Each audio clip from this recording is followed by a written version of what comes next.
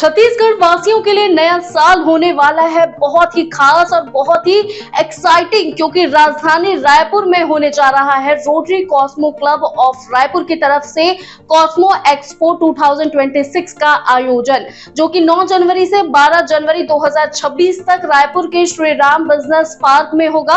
खास बात है कि इस बार कॉस्मो एक्सपो एग्जीबिशन का 16वां संस्करण होगा और इस खास अवसर के लिए rotary Cosmo club of Raipur की टीम ने सीएम विष्णुदेव साय से मुलाकात कर उन्हें आमंत्रित किया। कॉस्मो एक्सपो को ट्रेड एंड बिल्ड फेयर के रूप में जाना जाता है, जहां पर आपको एक ही जगह पर मिलेंगे देश के नामी brands, builders, developers, interior designers, automobile sector, health care, banking, education, tourism और सरकारी विभाग भी। कॉस्मो एक्सपो से रिलेटेड किसी भी जानकारी के लिए वीडियो में दिए गए नंबर से कांटेक्ट करें। तो नए साल पर 9 जनवरी से 12 जनवरी तक ये ऑर्गेनाइज होगा। फैमिली के साथ जरूर जाएं और अपडेट्स के लिए वयम छत्तीसगढ़ को सब्सक्राइब करना ना भूलें।